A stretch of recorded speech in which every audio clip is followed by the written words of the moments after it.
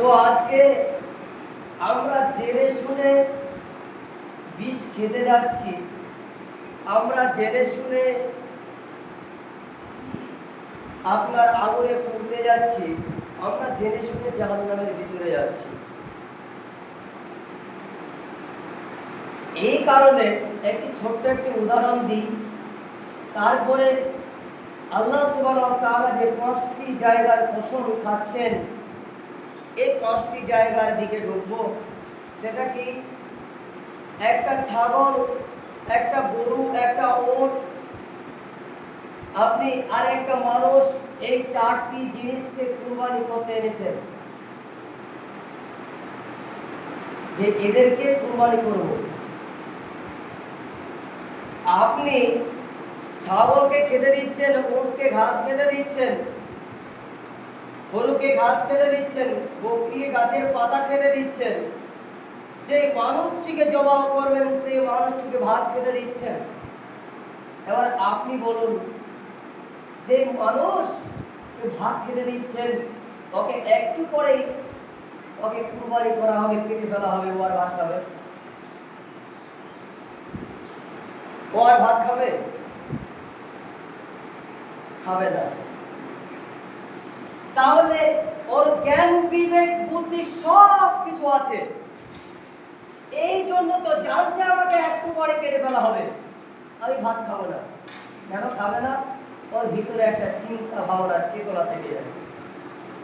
আর ওরা অবুঝ, ওকে খেতে দেওয়ার পরেই সঙ্গে সঙ্গে কেটে দেন না কেন আপনি ধরে পাকলে? ও অবুঝ, কোনো কিছু বুঝে না, যে আমাকে কাটবে, বুঝে না। তো ঠিক আমরা তেমনি আল্লাহ সুবহানাহু ওয়া তাআলা একজন নবীকে হাতিয়ার হিসাবে, হায়দার হিসাবে পাঠানো হলো। এখন হারভেস্টার আপনি চালাচ্ছেন, একটা ড্রাইভার দিয়ে, একটা যন্ত্র হারভেস্টার, ধান কাটছে, তো যে চালাচ্ছে সে ড্রাইভার। তো আল্লাহ একজন ড্রাইভার, আর যাকে দিয়ে মানুষকে একবারে বলে বলে বলে বলে বলে বলে বলে বলে বলে বলে ইসলাম, জান্নাত, জাহান্নামকে বোঝাচ্ছে, সে হলেন নবী। এবার আপনি বলুন, আমাকে হত্যা করবে, আমি খেলাম না, আমার জ্ঞান বিবেক আছে। আর আল্লাহ সুবহানাহু ওয়া তাআলা বলছেন, যার ভিতরে সালাত নাই, যার ভিতরে নামাজ নাই, যাকাত নেই, সে জান্নাতে যাবে না।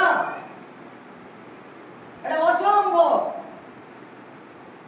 এরপর আমরা হাতে ধরে সালাত ত্যাগ করি, করি না? এরপরও যাকাত দিই না, করি না? এরপরও অর্থ থাকলে হজ করি না, করি না? এরপরেও আমরা আল্লাহর ইবাদত করি না। কেন? আমাদের জ্ঞান বিবেক আছে, কিন্তু কাজ করে না। আপনি দেখুন, আল্লাহ সুবহানাহু ওয়া তাআলা ওই মানুষদের কসম খাচ্ছেন, ওই জ্ঞানবান ব্যক্তিদের কসম খাচ্ছেন, যে জ্ঞানবান ব্যক্তি আল্লাহর অনুগত্য, রাসূলের অনুগত্য করে চলেছে। এটা আমি বলি না, সব আল্লাহ বলছে। জানি না কটা বর্ণনা করতে পারবো। এর কসম খাচ্ছে কেন? আপনি সব থেকে সর্বশ্রেষ্ঠ জিনিস আল্লাহ সুবহানাহু ওয়া তাআলার আমরা কসম খেয়ে বলি, আল্লাহর কসম ওই লোকটা চুরি করেছে। আমি দেখেছি, অটল বিশ্বাস নাকি না? আল্লাহর, আমার আল্লাহর উপরে বিশ্বাস আছে যে এই লোকটা চুরি করেছে, আমি নির্ঘাত সত্য কথা বলছি। তাহলে আল্লাহর উপর কসম খেলে কি চিন্তা, কি ভয়? আল্লাহ ওই রকম কসম খাচ্ছেন সব জিনিসগুলির উপরে। কেন? আল্লাহ সর্বশ্রেষ্ঠ করে সেই জিনিসগুলোকে তৈরি করেছে। সেটা কি? বিসমিল্লাহির রহমানির রহিম। ওয়াল ফাজরি ওয়া লায়ালিন আসরিন। ওয়াল ফাজরি, ফজরের সালাতের সময়ের কসমকে আল্লাহ বলতে চাইছেন, আমি দিনের প্রথম রাত্রের শেষে ফজরের টাইমের কসম খেয়ে বলছি। আর আরেকটি জায়গা আছে, ওয়াল আসরি ইন্নাল ইনসানা লাফি খুসর, আল্লাহ আসরের দিনের শেষ আর রাতের প্রথম অংশ এই জায়গাটির কসম খেয়ে বলছেন, কসম খাচ্ছেন নিশ্চয় জিন ইনসান ক্ষতিগ্রস্তের ভিতরে আছে। আল্লাহ নিজের চোখে দেখছেন আর বলছেন, বান্দারে ফজর আর আসরের টাইমের কসম খেয়ে শুধু আল্লাহ তাআলা বলতে চাইছেন, মুফাসসিরিন বলছেন আল্লাহ জোহরের খেলো না, আল্লাহ মাগরিবের খেলো না, ইশারের খেলো না, খালি ফজর আর আসরের খাওয়ার একটা দৃষ্টান্ত আছে। আল্লাহ তাবারক ওয়া তাআলা পৃথিবীতে ফেরেশতা 12 ঘন্টা করে 24 ঘন্টা ডিউটিকে দিয়ে রেখেছে। যারা আসরের টাইমে ডিউটি করে তারা আসর থেকে আপনার ফজর সময় হওয়া পর্যন্ত ডিউটি করবে, আর যারা আপনার ফজরে আছে ফজর থেকে আসরের টাইম পর্যন্ত ডিউটি করবে। আল্লাহ অন্তর্যামী সমস্ত কিছু জানার পরেও আল্লাহ এদের কাছে নালিশি জানানোর জন্য, এদের কাছে সমস্ত কিছু শোনার জন্য এদেরকে ডেকে আনা হয়। আর বলো তো দেখি কে আসরের টাইমে কি কাজ করেছে? তখন আমার মতো মুরব্বী খাজিমউদ্দিন চুরি করতে গিয়েছি, ও আল্লাহ খাজিমউদ্দিন চুরি করতে গিয়েছে, ও অমুক অমুক অমুক মদ খেতে গিয়েছে, অমুক জেরা করতে গিয়েছে, অমুক রাজানি করতে গিয়েছে, অমুক মানুষের সম্পদকে লুট করতে গিয়েছে। অর্থাৎ 12 ঘন্টার ডিউটির ভিতরে আসরের টাইমটার সময় ফেরেশতারা আল্লাহ তাবারক ওয়া তাআলার কাছে বলে, আর অনুরূপ এইরকম ফজরের ফেরেশতারা অনুরূপ বলতে আরম্ভ করেন। ওলামায়ে দ্বীন বলছেন আল্লাহ তাবারক ওয়া তাআলা এই ফেরেশতাদের উপরে নির্ভর করে এই আসরের টাইমটাকে এত গুরুত্ব আর ফজরের টাইমটাকে গুরুত্ব দিয়েছে যা পৃথিবীর কোনো সময়ের গুরুত্ব দেওয়া হয়নি। এবার আপনি যদি আসরের টাইমে চুরি করেন তো করেন, আপনি ভাবছেন আল্লাহ দেখছে, মাপ চেয়ে নেব, তোমার দরখাস্ত আল্লাহর কাছে পড়েছে। ফজরের টাইমে আমরা গাফিলতি করি, উঠতে পারি না, আপনি শুয়ে আছেন, আল্লাহকে গিয়ে বলছেন। আমি বলছি যে আল্লাহ মানুষের কসম খাচ্ছেন কেন? ওই সব ব্যক্তি, ওই সব জ্ঞানবান ব্যক্তি, জ্ঞানবান কে?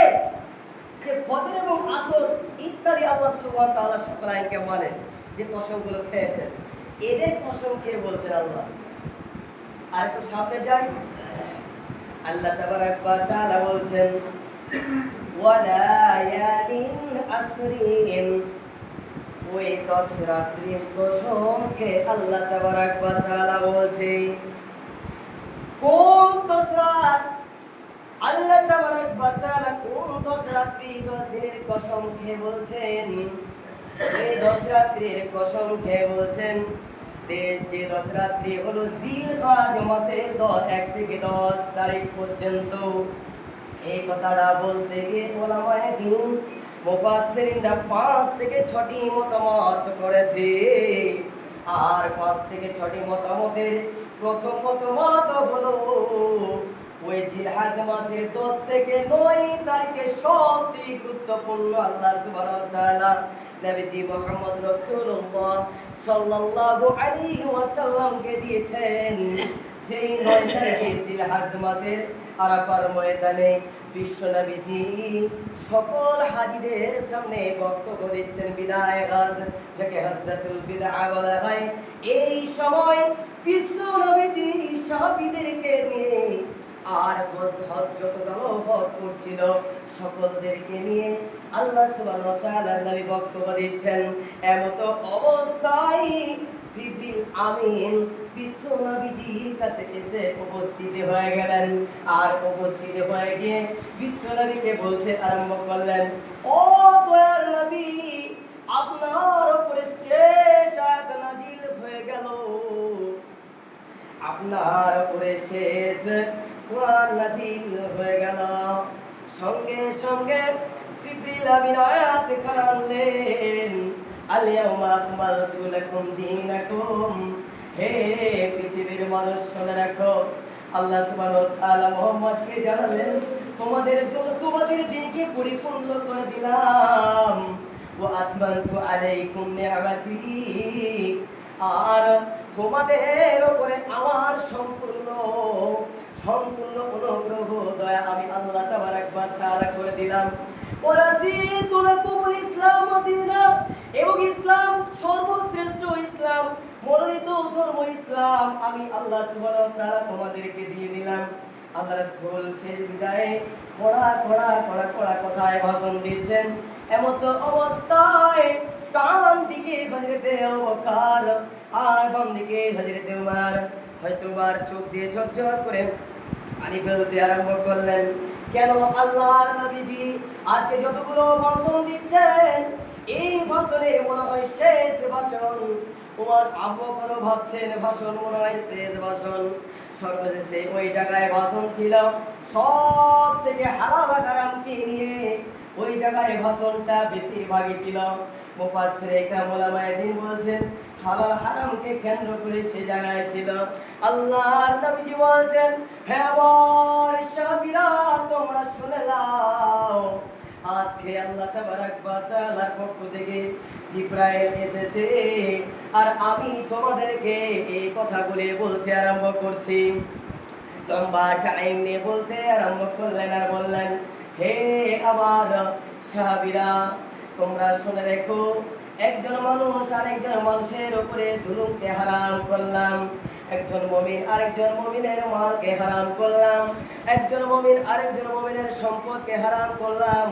একজন মুমিন আরেকজন মুসলমানের জানকে হারাম করলাম, মানে রক্তকে হারাম করলাম। আর অপরদিকে হারামের কথাগুলি বলতে আরম্ভ করেছেন, শুকরের মাংস হারাম, কুমুক হারাম। এরপরেও বলতে চেয়েছে ওলামা মুফাসসিররা বলছেন আল্লাহ তাবারাক ওয়া তাআলা এর নবীজি এইরকম কথা বলেছেন যে ওই সময় যদি পেট বাঁচানো দায় হয়ে যায়, ক্ষুধার্ত যন্ত্রণায় আছো, কোনো কিছু খেতে পাচ্ছ না, তাহলে তুমি হারাম বস্তুকে হারাম জিনিসকে পেটটাকে ভরিয়ে নিয়ে তুমি সে জায়গায় জীবিকাকে বহন করে নিয়ে চলে আসতে পারো। শুধু তাই নয়, ওই সময়টা ছিল হযরতে ওমর রাদিয়াল্লাহু তাআলা আনহু, তিনি বলছেন আমি স্টিল ওই সময়তে সবাই ভাষণ দিচ্ছে, আল্লাহ সুবহানাহু ওয়া তাআলার নবীজি ওই বিদায় বলছে নয় ছিল হাসে। ওই সময়টার দিন ছিল দিন শুক্রবার, একবারে সূর্য ডোবার আগে, মানে বৈকাল টাইমের এখানে এমন সময় ওই জায়গায় ঠান্ডা মৌসুমে আল্লাহ তাবারাক ওয়া তাআলা নবীজি বক্তব্য দিয়েছেন। ওই জন্য আল্লাহ সুবহানাহু ওয়া তাআলা এই যে জিলহজ মাসের 10 দিন 10 রাত্রির কসম খেয়ে বলেছি। আর ছোট করে বলি, আর কি আল্লাহ সুবহানাহু ওয়া তাআলা বলেন ওয়াস-সাফি ওয়াল ওয়াসরি, এবং জোর এবং বিজোরের কসম খেলো। জোর এবং বিজোরের কসম খেতে গিয়ে আমার অনেক সময় যাবে, ছেড়ে দিলাম। যদি কোনোদিন বলার সিস্টেম যদি ভাবনা করি যে এই বিষয়ে বলবো তাহলে বলবো। আর 4 নাম্বার হলো ওয়াল্লাইলি ইজা আসরিন, ওয়াল্লাইলি ইজা ইয়াসরিন, আর আল্লাহ ওই সময়ের কসম খেলেন যে সময় রাত অতিবাহিত হয়ে যায়, তাহাজ্জুদ গুজার লোকেরা তাহাজ্জুদ আদায় করে, ওই সময়ের কসম খেলেন। সর্বশেষে কসমের ভিতরে হলো আল্লাহ তাবারাক ওয়া তাআলা এই সব আইনগুলোর ভিতর দিয়ে যারা আল্লাহকে মানে সর্বশেষে কসম খেয়ে বলছেন হাল ফিদালিকা কাসাবুল্লাযী হিজরিন, হাল ফিদালিকা কাসামুল্লাযী হিজরিন। আল্লাহ ওই সব জ্ঞান ব্যক্তিদের কসম খেয়ে বলছেন নিশ্চয় ওই জিনিস ওই ব্যক্তিদের শপথ যারা এই সমস্ত কিছুকে মেনটেন করে পৃথিবী ভ্রমণ করে। তাহলে আপনার আমার কসম খাচ্ছে, কই আমরা এই টাইম মেনটেন করতে পারি না? তাহাজ্জুদ পড়ি, ওই টাইম মেনটেন করতে পারি না? আমরা আমাদের ওই সময়কে মেনটেন করতে পারি না? আল্লাহ সুবহানাহু আমাদের কসম খাচ্ছে না, ওই সব ব্যক্তিদের জন্য কসম খাচ্ছেন যেই সব ব্যক্তি এই সবগুলো মেনটেন করে পৃথিবী ভ্রমণ করে। এবার আপনি করলে আপনার কসম খায়, আর আপনি না করলে না খায়। আপনি ভাবছেন আমি খুব জ্ঞানী ব্যক্তি মুফাসসির বলে আল্লাহ আমার কসম খাচ্ছে? যারা আমার কসম খাচ্ছেন না, যারা এই সব টাইমগুলোকে মেনটেন করে চলে তাদের কসম খাচ্ছে। তাহলে সর্বশেষে কথা কয়েকটি বলি যে দেখুন, যদিও আরো কিছু বলার চেষ্টা ইচ্ছা ছিল, সেটা আর বলছি না, যে আমরা টাইমগুলোকে মেনটেন করতে শিখি। যদি করতে শিখি তাহলে আমাদের দ্বারাই জান্নাত পাওয়া ইনশাআল্লাহ হবেই হবে ইনশাআল্লাহ। আর যদি মেনটেন না করি তাহলে হবে না। দেখুন, আমরা ভাবি যে তাহাজ্জুদের ওই সালাতের আল্লাহ কসম খেয়েছে, কোনোদিন শুনেছি? কিন্তু আল্লাহ স্পষ্ট বলছে যে রাত্রি অতিবাহিত হয়ে যায় ওই রাত্রির কসম খাচ্ছি। মানে ওলামায়ে দ্বীন মুফাসসিররা বলছেন যারা তাহাজ্জুদের টাইমটার সময় আল্লাহ কসম খাচ্ছে। কেন? আল্লাহ তোমাকে ৫ সালাতে পেলেন না, দেখতে পেলেন না, কোনো টাইমে পেলেন না, আল্লাহ নিজে এসে ওই টাইমখানে দেখেন। যারা পড়েন আলহামদুলিল্লাহ, চেষ্টা করুন আল্লাহ সুবহানাহু ওয়া তাআলা পড়ার জন্য আমাদেরকে তৌফিক দান করেন। আল্লাহুম্মা আমিন।